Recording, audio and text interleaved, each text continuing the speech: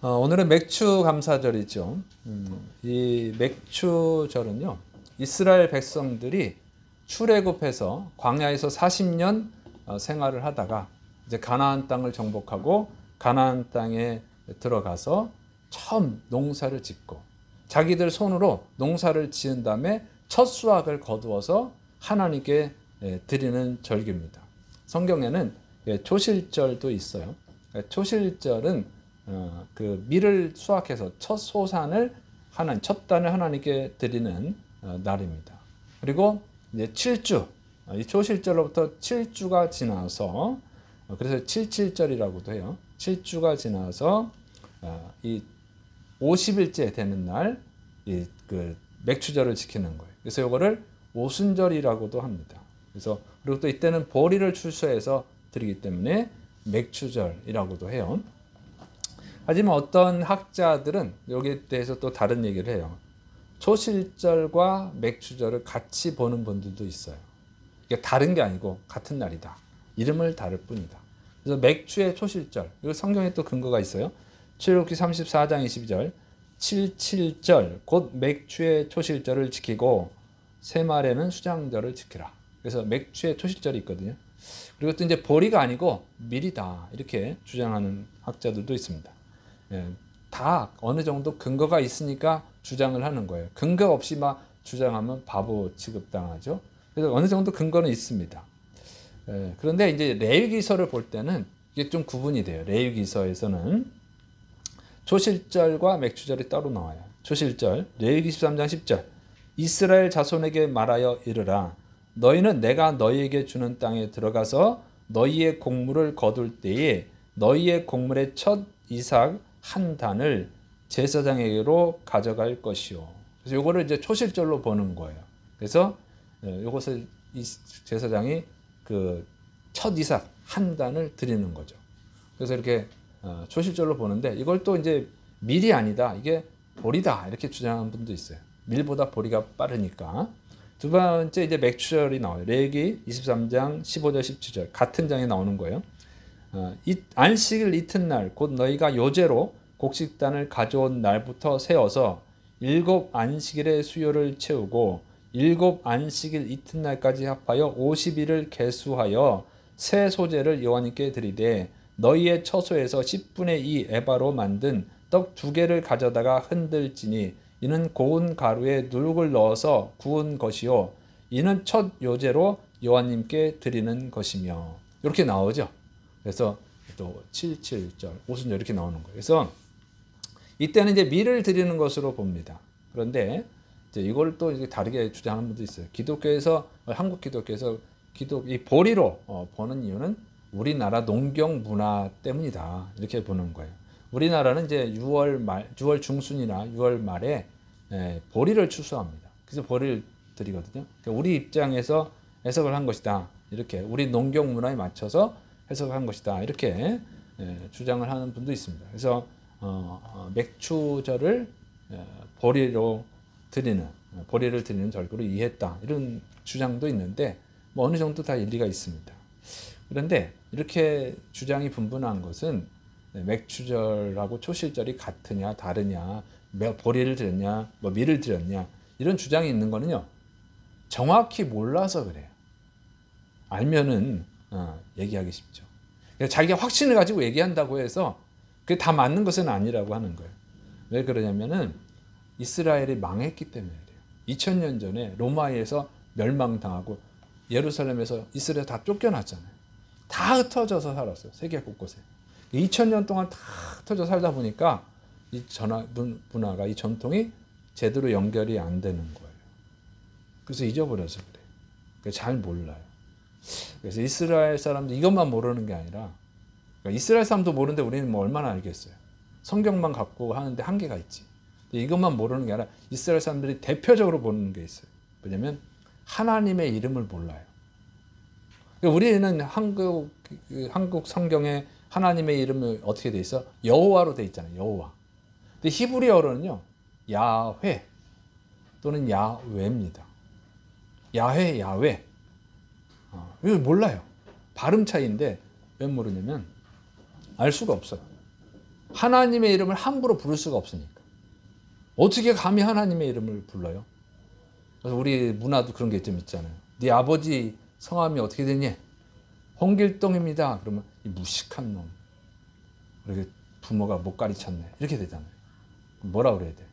홍자, 길자, 동자입니다. 아, 잘 배웠구나. 부모가 잘 가르쳤어. 응? 가문이 제대로 돼 있네. 이렇게 칭찬하잖아요.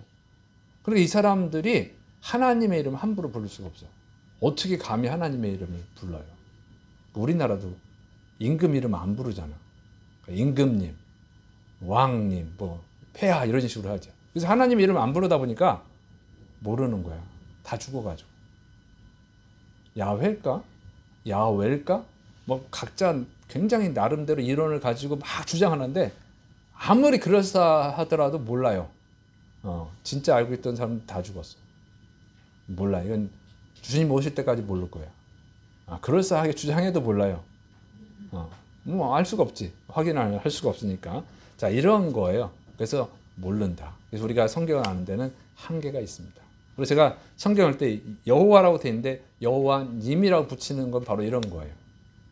우리 문화에서는 여호와님이라고 불러야지. 어떻게 하나님을 여호와 이렇게 친구인가? 뭐 어떤 목사님들 뭐 신학 교수님들 뭐 예수가 인간 예수가 우리를 위해 죽었다. 저는 우리 문화 정서에 안 맞다고 생각해요. 예수님이라고 불러줘야지. 그것도. 네? 그래서 제가 성경에 여호와라고 써있지만 여호와님이라고 하는 거예요. 우리 문화는 이게 맞다 이렇게 생각을 하기 때문에. 그렇죠? 네 아버지 뭐니? 홍자, 길자, 동자 그렇게까지 안 해도 홍길동님 뭐 이렇게 아버지 아니라 다른 분한테는 우리가 교수가 존칭이지만 교수님 부르지. 김교수, 이교수 그러면 이 자식이 이렇게 되는 거예요. 근데 하나님 함부로 이렇게 부르면 안 돼. 그래서 제가 여호와님 이렇게 부르는 줄을 그게 아시고 성경에 써 있어도 예수라고 써 있어도 예수님 부르는 거예요. 근데 예수 그리스도의 경우는 이제 그렇게 그냥 예수 그리스도로 부르죠. 그리스도가 붙어 있으니까 이렇게 합니다. 자, 그렇게 이해하시면 되고. 자, 그래서 이게 잘 모른다. 그래서 맥추절과 추실절도 정확히 이해하는 것은 한계가 있다. 모르죠. 알 수가 없어요. 너무 오래된 일이고 이스라엘 나라가 계속 이어져 나왔다면 제사장들이 그 당시 랍비가 계속 가르쳐줬을 텐데 나라가 망해가지고 2000년 동안 사라졌다가 2000년 만에 다시 나라가 재건이 됐어요. 그래서 모르니까 그렇게 하시면 됩니다. 그런데 중요한 것은요. 보리를 드렸냐, 밀을 드렸느냐, 맥추절이냐, 초실절이냐 이게 중요한 게 아니에요. 진짜 중요한 것은 이때 첫 예물을 드렸다고 하는 것이죠. 우리 첫 예물을 드리는 것, 첫 열매를 드리는 것은 하나님의 명령이라고 하는 거예요. 하나님이 이스라엘 백성들에게 드리라고 명령을 한 거예요.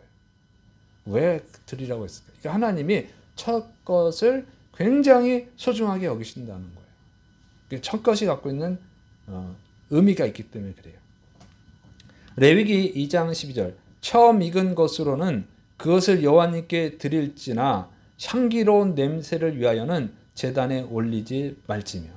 처음인 것은 하나님께 드려라. 여호와 하나님께. 자, 레위기 17장 26절 오직 가축 중에 처음 난 것은 여호와님께 드릴 첫 것이라. 첫 것은 밀이든 뭐 곡식이든 가축이든 다 하나님 거라는 거예요. 민수기 3장 13절 처음 태어난 자는 다 내 것이면 내가 애굽 땅에서 그 처음 태어난 자를 다 죽이던 날에 이스라엘의 처음 태어난 자는 사람이나 짐승을 다 거룩하게 구별하였음이니 그들은 내 것이 될 것임이니라. 나는 여호와님이니라. 첫 것은 하나님 거라고 하는 거예요. 첫 것. 첫 것은요 대표거든요. 모든 것의 대표예요. 그래서 첫 것이 하나님 것이다. 이 말은 뭐냐면 모든 것이 다 하나님의 것이다 하는 거예요. 왜? 모든 만물을 하나님이 창조하셨으니까. 모든 만물의 주인은 하나님이십니다. 그걸 고백을 하는 거예요. 믿는 거예요. 첫 것을 드리는 것은 첫 예물을 드리는 것은 뭐냐? 나는 하나님의 것입니다. 하는 고백이죠. 그래서 내가 하나님의 것입니다. 하나님은 나의 주인이고 나는 하나님의 종입니다. 이런 고백이 되는 것이죠. 그리고 예수님을 그래서 첫 열매라고 그러는 거예요. 첫 열매. 네. 고린도전서 15장 10절 그러나 이제 그리스도께서 죽은 자 가운데서 다시 살아나사 잠자는 자들의 첫 열매가 되셨도다. 고린도전서 15장 13절 그러나 각각 자기 차례대로 되리니 먼저는 첫 열매인 그리스도요 다음에는 그가 강림하실 때에 그리스도에게 속한 자요. 예수님이 첫 열매가 됐어요. 부활의 첫 열매. 그 대표거든요. 그래서 하나님의 것이 됐어. 그럼 예수님을 믿는 사람은 그 다음 거라는 거예요. 그 다음 열매들. 첫 열매인 예수님이 부활하셨기 때문에 그 다음인 우리들도 부활하고 첫 열매인 예수님이 하나님의 것이 됐기 때문에 우리도 그 다음 열매인 우리들도 하나님의 것이 되어지는 줄을 믿으시를 축원합니다. 이게 고백이에요. 첫 예물을 드리는 것은 고백이다. 하나님이 나의 주님이십니다 하는 고백이기 때문에 중요한 것이죠. 두 번째로 이것은 모든 소유를 하나님이 주셨다는 것을 인정하고 감사드리는 거예요. 그러니까 첫 수확을 했잖아요. 그래서 하나님께 감사드리는 거예요. 하나님이 수확을 해주신 것입니다. 나에게 수입 있게 해주신 것은 하나님이십니다. 이 믿음의 고백이야, 이게. 이게 이제 첫 열매를 드리는 거죠. 근데 이제 현대 기독교인들은 이게 좀 별로 안 하다 수 있어요. 목축하는 사람은 첫 새끼를 드리면서 고백을 하고 농사를 짓는 사람은 첫 단을 드리면서 고백을 할 수 있잖아요. 근데 우리는 월급쟁이잖아, 보통. 그래서 안 하다 할 수도 있어요. 그리고 2000년 전 일이야, 이게. 이게 모세가 쓸 때는 3500년 전 이야기고. 그래서 그 의미를 제대로 모를 수 있어요. 그래서 그 느낌이 와닿을 수는 없지만 그래도 성경을 통해서 최대한 이 하나님의 뜻을, 하나님이 왜 이거를 지키라고 해주셨는가 그 의미를 알아야 될 줄을 믿으시기 바랍니다. 그래야 이제 신앙이 바르게 성장하는 거예요. 자, 그런데 첫 예물을 제일 먼저 드린 사람이 누구일까요? 첫 열매를 제일 먼저 드린 사람. 이게 모세가 출애굽해가지고 가르쳐 준 거잖아요. 그런데 그 전에 있어요. 창세기에 나오는 거예요. 가인과 아벨. 네. 농사를 처음 해가지고 하나님께 드렸어요. 가인이. 아벨은 양을 목축해서 처음으로 첫 새끼를 하나님께 드렸어요. 최초의 첫 열매, 첫 예물을 드린 사람들은 가인과 아벨입니다. 창세기 4장 2절부터 5절 그가 또 가인의 아우 아벨을 낳았는데 아벨은 양치는 자였고 가인은 농사는 자였더라. 세월이 지난 후에 가인은 땅의 소산으로 제물을 삼아 여호와님께 드렸고 아벨은 자기도 양의 첫 새끼와 그 기름으로 드렸더니 여호와님께서 아벨과 그의 제물은 받으셨으나 가인과 그의 제물은 받지 아니하신지라. 가인이 몹시 분하여 안색이 변하니. 그러니까 오늘 맥추감사절날 왜 창세기 이거를 본문으로 선택했을까 이렇게 생각할 수도 있는데 바로 이것 때문에 그런 거예요. 인류 최초로 첫 예물을 드린 사람들은 가인과 아벨이었습니다. 그러니까 이 모세가 성령의 감동을 받아서 성경을 썼잖아요. 근데 이거는 모세 시대 때 얘기가 아니에요. 모세가 태어나기 전 이야기야. 그러니까 지금 2000년이 지나가지고 이스라엘 사람들이 야훼인지 야훼인지 이게 모르는 거죠. 모세도 성령의 감동 받은 부분만 하나님이 적게 하신 것만 아는 거지 그 시대에 가인과 아벨 시대, 아담과 하와 시대를 잘 몰라요. 그 한계가 있지. 그래서 이게 기록한 거니까 이 정도로 기록하는 겁니다. 그래서 여기는 나와 있지 않지만 분명히 하나님께서 첫 예물을 드리라고 명령하셨을 줄을 믿으시기 바랍니다. 그렇게 이해하는 거예요. 모세 때도 하셨으니까 기록이 없었을 뿐이지. 그럼 가인과 아벨이 뭘 알고 갑자기 하나님께 예물을 드리겠어요? 하나님이 말씀하셨으니까 드리는 거지. 그래서 최초로 첫 열매를 드린 사람들은 가인과 아벨인데 이때 최초에 드린 열매인데요. 하나님 가인 거는 안 받으시고 아벨 것만 받으셨다는 거예요. 이게 놀랍지 않아요? 하나님이 드리라고 했는데 안 받아왔던 거예요. 우리는 우리가 드리는 것을 하나님이 다 받을 거라고 생각하지만 그건 착각인 거예요. 하나님이 안 받는 것도 있어요. 받으셔야 돼요. 여러분, 하나님이 받으시는 예물을 드리시를 축원합니다. 하나님이 받으시는 예배를 드리시를 축원합니다. 이건 중요한 문제예요. 일단은 생각해 보세요. 안 받으면 헛수고잖아. 헛수고, 내 고생이 헛수고가 되는 거예요. 그 자체로 기분이 나쁘지. 안 나쁠 수도 있어요. 자, 잘 생각해 보세요. 하나님이 안 받으셨어. 근데 가인이 막 분노했어. 그래가지고 어떻게 해요? 아벨을 쳐 죽였어. 이게 또 이상하지 않아요? 하나님이 안 받았다고 막 동생을 죽여. 쳐 죽인 거 보니까 돌로 쳐 죽인 거야. 아니, 안 받으면 그만이지. 돌로 쳐 죽여? 그렇게 분노하게 할 만한 일이 있었다는 거예요. 잘 생각해 보세요. 예를 들어서 그런 분은 많지 않겠지만 생각해 보세요. 여러분도 그 정도 수준 되시기를 축원합니다. 예를 들어 보세요. 100억! 두 사람이 100억씩을 드렸어. 예를 들어서 100억 원을 드렸어. 하나님 한 사람 건 받으시고 한 사람 건 안 받았어. 야, 너는 다 가져가라. 그럼 안 받은 사람이 어떻게 하겠어요? 우와! 나 안 드린 게 아니에요. 하나님이 안 받으신 거예요. 분명히. 좋다. 100억 원을 아꼈다. 이럴 수 있잖아요. 그죠? 100억 원을 드리는 게 쉬운 거 아니에요, 여러분? 죽을 때까지 100억 원을 벌 수 있을지도 모르겠어. 이거는 정말 좋은 일이야. 근데 100억 원을 안 받았다고 100억 원 하나님 받았어. 죽였다. 이게 이상하잖아요. 그러니까 여러분, 이게 가인이 그냥 첫 예물을 드렸는데 하나님 안 받으신 거 가지고 화가 나가지고 질투하고 시기해가지고 아벨을 죽였다고 하는 것은 단순한 얘기가 아니라는 거예요. 그 정도의 어떤 뭔가를 받은 거야, 아벨이. 엄청난 축복을 받은 거죠. 아니면 축복이 예정돼 있거나. 근데 사람들이 다른 사람을 죽일 정도의 그런 시기심, 질투심을 갖게 하는 것들은 뭘까요?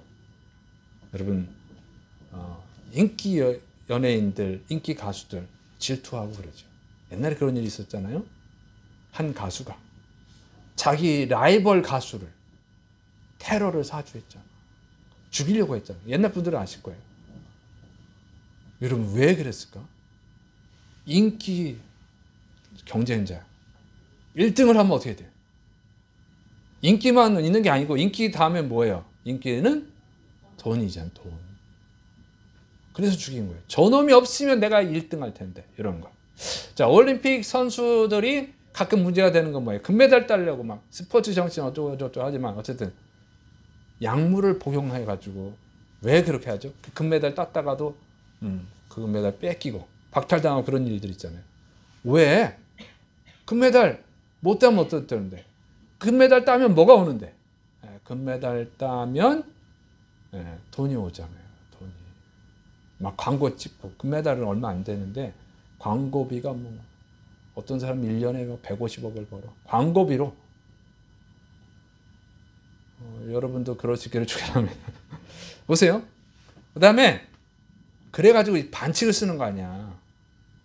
기업 사장, 기업 회장님 아들들, 형제간에 유산 때문에 막 싸우고, 법적으로 이제 싸우고, 막 죽이기도 하고 그런 일이 있죠. 엄청난 돈 때문에. 왕국 시대 때는 어떤 일들이 있어요? 막 왕자를 암살하고, 독살하고 막 그런 일들이 생겨요. 왕위를 물려받는 거예요. 그러면 한 나라의 주인이 돼. 형제 자매고 뭐 그런 게 없어. 시기심, 질투심, 누군가를 죽이고 싶을 정도, 뭐 죽일 정도의 시기심, 질투심을 일으키는 것은 그러니까 보통은 돈이더라고. 그러니까 엄청나게 큰 거예요. 엄청나게 큰 거. 그러니까 이 가인이 동생을 쳐 죽였다. 그 정도의 시기심과 질투심을 일으키는 거, 그렇게 분노하게 만드는 것은 성경은 자세히 기록하고 있지 않지만 분명히 큰 거라고 하는 거예요. 엄청난 축복이라는 거, 엄청난 축복. 그게 뭘까? 그래서 여러분 성경을 잘 연구하면 또 비밀이 드러나죠. 자, 그럼 하나님이 받으신 사람들, 그 사람들이 받은 게 뭔가 이렇게 보니까 히브리서에 나와요. 에녹 이야기가 나와요. 히브리서 11장 5절. 믿음으로 에녹은 죽음을 보지 않고 옮겨졌으니 하나님이 그를 옮기심으로 다시 보이지 아니하였느니라. 그는 옮겨지기 전에 하나님을 기쁘시게 하는 자라는 증거를 받았느니라. 하나님이 이 에녹을 받으셨단 말이에요. 에녹을 기쁘게 받으셨어. 그러니까 어떻게 해요? 하나님이 옮겼어. 어디로? 이 세상에서 천국으로 옮겨가 버렸어. 너무너무 기쁜 거야. 하나님이 그냥 에녹을 보니까 너무너무 좋아. 그냥 단 1초도 떨어질 수가 없어. 야, 너는 천국에서 나랑 살자. 천국으로 데려가셨어요. 하나님이 받아주신 사람은 천국으로 가는 거예요. 자, 그 다음에 노아 얘기가 나오죠. 11장 7절. 믿음으로 노아는 아직 보이지 않는 일에 경고하심을 받아 경외함으로 방주를 준비하여 그 집을 구원하였으니 이로 말미암아 세상을 정죄하고 믿음을 따르는 의의 상속자가 되었느니라. 노아 시대 때 사람들이 너무 흉악한 죄를 많이 지니까 하나님이 더 이상 내버려 둘 수가 없다. 공의의 하나님이니까 사랑의 하나님이 작동하실 때, 사랑의 하나님으로 일하실 때도 있지만 공의의 하나님으로 일하실 때도 있잖아요. 이게 다 조화를 이루어야 된단 말이에요. 그래서 공의의 측면에서 얘기하시는 거예요. 죄인을 내버려 둘 수가 없어. 다 심판해야 돼. 그래서 홍수로 온 세상을 다 심판해서 다 죽었어요. 노아는 하나님 받으셨어. 노아의 가족들을. 노아는 또 예배를 잘 드렸잖아요. 방주에서 나와서 제일 먼저 한 게 뭐예요? 예배 드린 거잖아요. 이렇게 하나님이 노아를 기뻐하셨다. 노아는 이렇게 예배를 잘 드리는 사람이었는데 어쨌든 이 노아를 받으시고 하신 일이 방주에 집어넣어서 구원해 주시고 모든 죄인을 다 없애버린 다음에 새로운 땅이야. 이제 똑같은 지구가 아니에요. 이제 죄인이 없는 땅에서 살게 하죠. 이게 상징하는 게 뭐예요? 여러분, 죄인이 없는 땅이 어떤 곳이에요? 죄인이 없는 나라가 어떤 나라예요? 천국. 천국에서 살게 해준다는 상징이에요. 하나님 받으시는 자. 그 다음에 아브람 11에서 11장 8절 10절. 믿음으로 아브라함은 부르심을 받았을 때 순종하여 장래의 유업으로 받을 땅에 나아갈새 갈 바를 알지 못하고 나아갔으며 믿음으로 그가 이방의 땅에 있는 것 같이 약속의 땅에 거류하여 동일한 약속을 유업으로 함께 받은 이삭 및 야곱과 더불어 장막에 거하였으니 이는 그가 하나님이 계획하시고 지으실 터가 있는 성을 바랐습니다. 여러분, 이게 뭡니까? 아브라함은요, 정말 하나님께 예배를 잘 드렸잖아요. 하나님이 예배라는 것은 구약 예배는 반드시 예물이 드려져야 되는 거예요. 그러니까 하나님이 나중에 뭘 바치라고 하냐? 이삭을 바쳐라. 아브라함의 후계자 100세에 얻은 아들을 바치라는 거예요. 번제물로. 그래서 아브라함이 번제물로 바치려고 했는데 하나님이 딱 막으시죠. 네 믿음을 보려고 그런 거야. 진짜 받는 건 아니야. 하나님은 사람을 인신제사를 받지 않습니다. 인신제사하는 건 다 이단 사이비예요. 시험만 한 거야. 그리고 이제 받은 걸로 여겨주지. 그리고 하나님이 이제야 네가 하나님을 경외하는 줄 알았다. 이제 하나님을 진짜로 믿는 줄 알았다고 엄청난 복을 주십니다. 그래서 아브라함은 진짜 복을 받았어요. 부자가 됐어요. 그냥 영적인 복만 받은 게 아니라 육적인 복도 받았어요. 그래서 아브라함의 사병이 몇 명이라고 그랬어요? 또 기억이 안 나시지? 318명. 사병만 318명이야. 전쟁을 해서 싸울 수 있는 군인이. 그러면 가족들, 자식들 이렇게 다 계산해 보면 식솔들이 아브라함이 이끄는 식솔들이 1000명. 그때는 애들을 많이 낳았으니까 2000명도 넘었을 거예요. 그 엄청 큰 부자야. 여러분 생각을 해보세요. 사병이 318명 정도면 그 엄청난 부자거든요.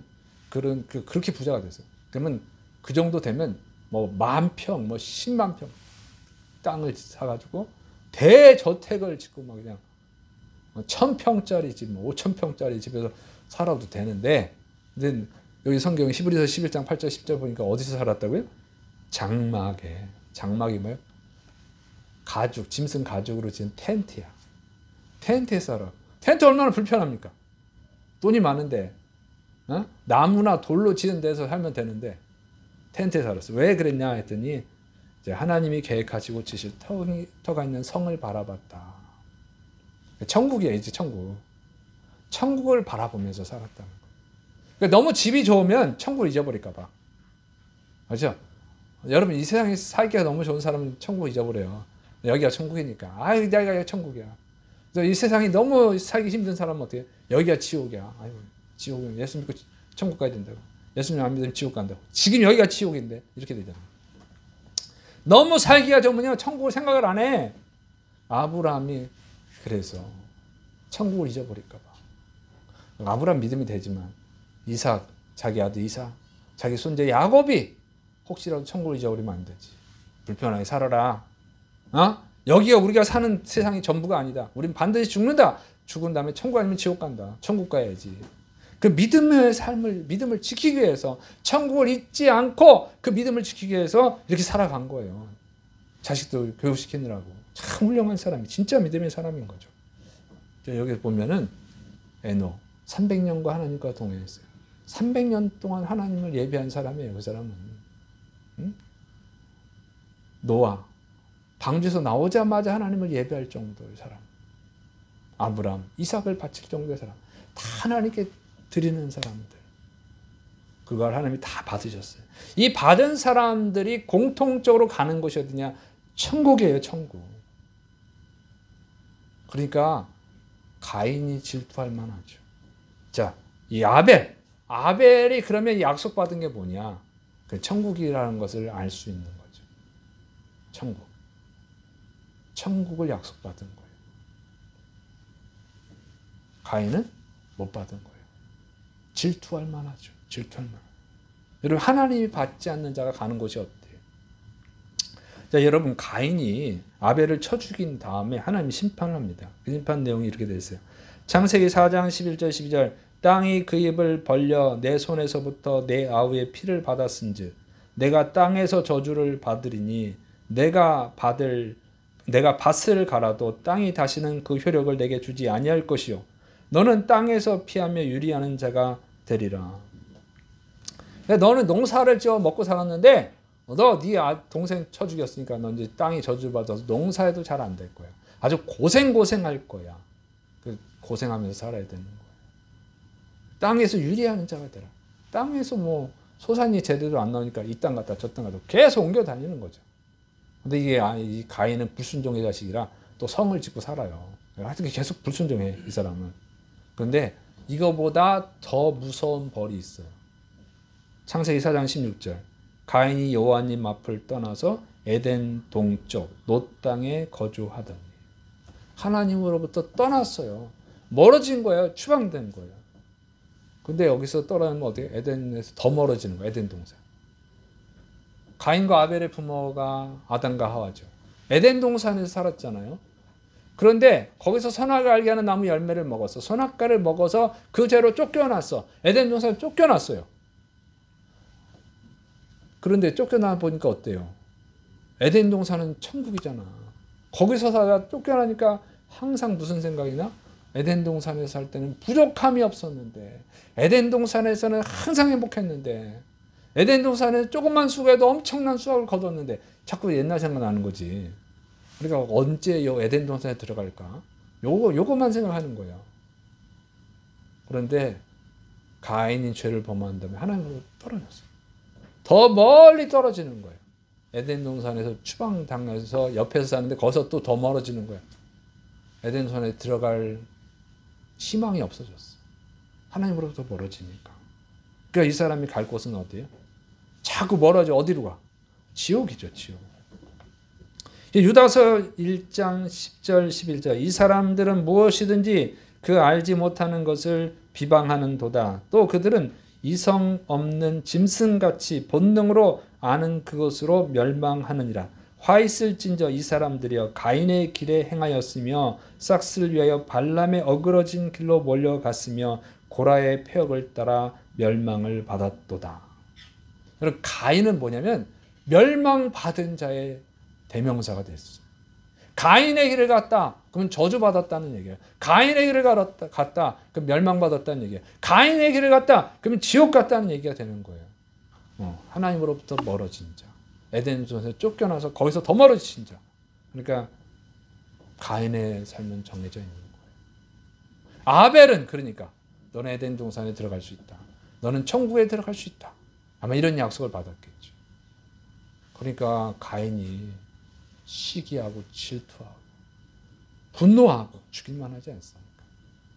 하나님이 받지 않은 자는 그렇게 되는 거예요. 여러분, 하나님이 받은 자와 받지 않은 자를 잘 보여주는 게 부자와 거지 나사로를 비유죠. 누가복음 16장 19절 21절 한 부자가 있어 자색 옷과 고운 베옷을 입고 날마다 호화롭게 즐기더라. 그런데 나사로라 이름하는 한 거지가 헌데투성이로 그의 대문 앞에 버려진 채 그 부자의 상에서 떨어지는 것으로 배불리려 하며 심지어 개들이 와서 그 헌데를 핥더라. 예, 부자와 거지 나사로가 있는데 부자는 얼마나 부자냐면 죽을 때까지 그냥 고운 베옷, 제일 비싼 옷 입고 매일 호화롭게 잔치했다는 거예요. 얼마나 돈이 많은지 그냥 일을 안 해도 돼. 죽을 때까지 그냥 잔치만 하다가 죽은 거야. 얼마나 행복해요. 천국을 생각할 필요가 없어. 지금 사는 게 천국이니까. 근데 죽어가지고 어디로 갔어? 지옥에 갔어. 나사로. 나사로는 얼마나 거진지 개들이 그냥 허른 데를 핥아먹어도 내쫓을 힘도 없어. 그 정도로 거지. 그게 비유예요. 비유. 이건 교훈을 위한 거예요. 그 정도로 거지였는데 죽어서 어떻게 됐냐? 여러분 누가복음 16장 22절 23절 찾아보세요. 그러니까 제가 읽어줘도 되지만 여러분의 눈으로 보는 게 더 기억에 남으니까. 누가복음 16장 22절 23절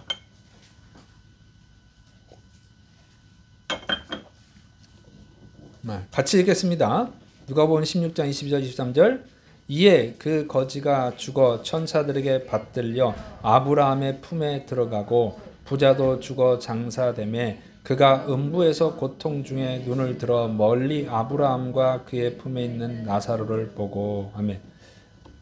자, 거지는요 비록 세상에서는 정말 가장 불행한 사람처럼 보였지만 아브라함 품에 들어갔다는 거예요. 여기 아브라함은 하나님을 상징하는 거예요. 하나님을 보면 죽기 때문에 비유해서 이렇게 설명을 하는 거예요. 자, 그래서 아브라함 품에 안겼다. 하나님이 받아주셨다는 거예요. 하나님이 받아준 사람은 하나님 품에 안기고 그게 어디서 살아요? 천국에서. 천국에서 사는 거야. 그리고 하나님이 받아주지 않은 이 부자, 하나님이 거부한 이 부자는 지옥 불구덩이에 떨어져 있는 거예요. 그래가지고 어떻게 해요? 아브라함 품에 있는 거지 나사로, 자기 집 대문에서 맨날 구걸하던 거지 나사로, 그걸 부러워하고 있는 거야.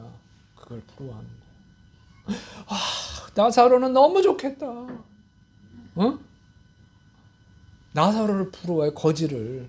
그렇게 부러워하면서. 어? 그런데 그걸로 갈 수가 없어. 물 한 방울도 안 줘. 그런 신사가 되는 거예요. 하나님이 받아주지 않는 사람은 이 세상에서 아무리 최고의 부자로 살았을지라도 지옥에 떨어져서 부러워하는 거지를. 나사로는 어떻게 해요? 아브라함 품에, 하나님 품에 안겨 있는 거예요. 부러움의 대상이 되는 거예요. 세계에서 최고의 부자인 사람이 지옥에 가서 나사로를 부러워하는 거예요. 그리고 나사로는 불쌍하게 여기는 거지. 아유, 저 사람 최고 부자인데 죽을 때까지 일도 안 하고 살았는데 아이고 안 됐어. 아이 불쌍하네. 이렇게 뒤바뀌는 거야, 인생이. 그래서 이게 중요한 거예요, 여러분. 여러분, 맥주 감사절 우리가 지키는 이유가 뭡니까? 이건 하나님이 받으시냐 안 받으시냐예요. 이 예물을 받는 것은 성경 분명히 돼 있잖아요.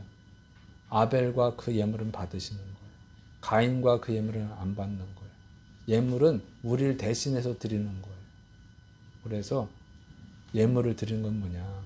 하나님이 과연 나를 받으실까 안 받으실까? 그걸 생각하셔야 돼요. 여러분, 맥추절이 뭐예요? 3대 절기입니다. 이스라엘의 3대 절기, 이스라엘 7대 절기도 있어요. 대단히 중요한 날이에요. 대단히 중요한 날. 근데 한국교회 잘 모르잖아요. 그죠? 맥추절이 뭐예요? 그냥 감사드리는 날 이렇게 알지. 저도 그랬어요. 저도 어릴 때부터 맥추절을 지냈는데 감사헌금 봉투 들으면 감사드리는 날보다 이렇게 알지. 잘 몰라. 몰라. 이스라엘 얘기고 2000년 동안 또 이스라엘 나라 망했었고 성경을 모르니까 그런지. 그래서 한국교회에서 맥추절 하면 그냥 감사드리는 절기 이렇게 하면 그리고 끝이야. 추수감사절이나 성탄절처럼 뭐 대대적 행사 안 해요. 뭐 부활절 고난주간때 뭐 금식한 것도 없고 아무것도 없어.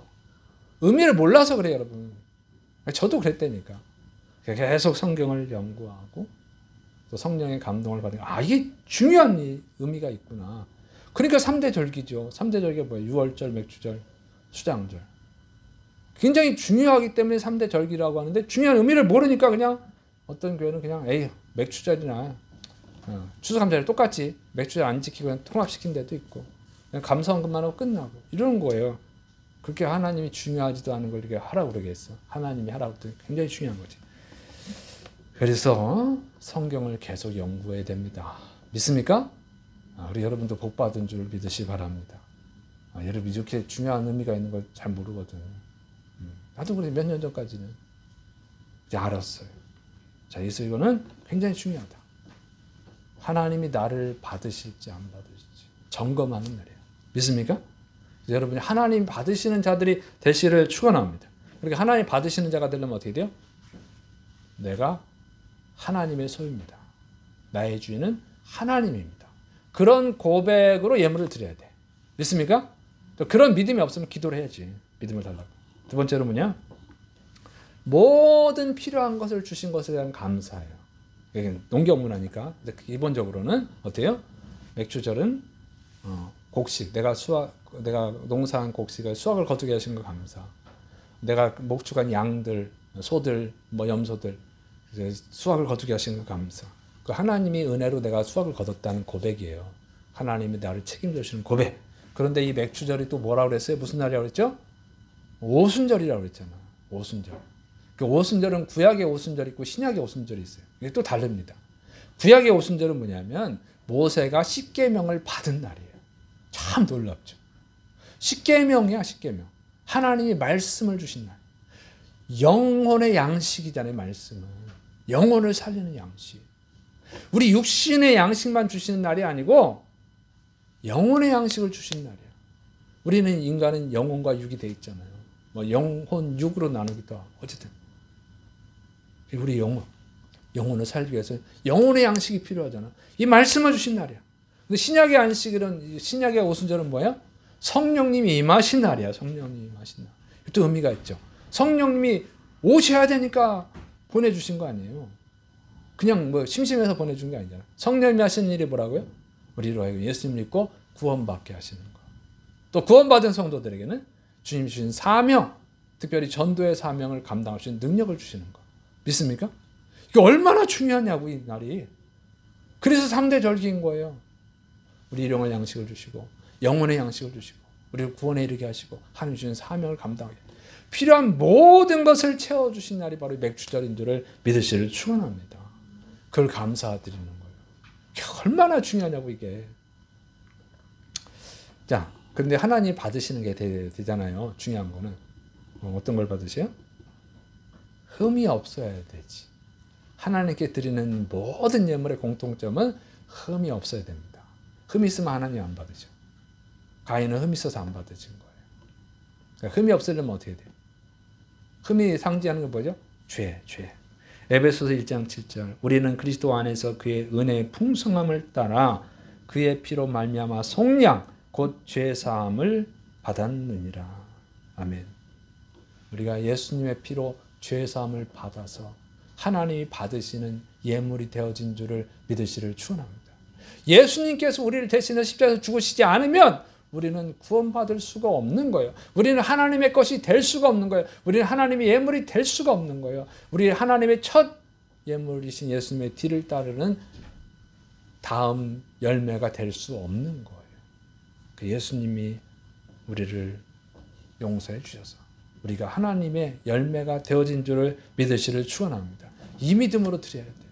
우리 예수님의 피를 의지하고 우리 죄를 회개하고 주님께 우리를 드려야 될 줄을 믿으시길 바랍니다. 그러면 하나님이 받으시는 거예요. 그리고 하나님의 곡식 창고 천국으로 여러분을 인도하실 줄을 믿으시를 축원합니다. 이거를 생각하는 날이 감사하고 회개하고 하나님 받으시는 자가 되어지는 날이 이 맥주절인 줄을 믿으시를 축원합니다. 얼마나 큰 의미가 있는 거냐 이거요. 정말 감사한 날인 줄을 믿으시를 축원합니다. 이제부터 이런 마음으로 맥주절을 지키시기를 축원합니다. 한 번 더 점검하시고, 그리고 이 은혜를 값없이 받았으니 값없이 주라고 그랬잖아요. 여러분만 하나님 받으시는 열매가 되지 말고 여러분의 가족들, 여러분이 소중하게 여기는 사랑하는 친구들, 직장 동료들도 다 천국에서 받으시는 알곡들이 될 수 있도록 또 열심히 전도하시기를 축원합니다. 정말 행복한 날이 되기를 축원합니다. 기도하겠습니다. 사랑이 많으신 하나님 아버지, 우리에게 또 맥주절을 허락하시고 또 의미를 알게 해주시고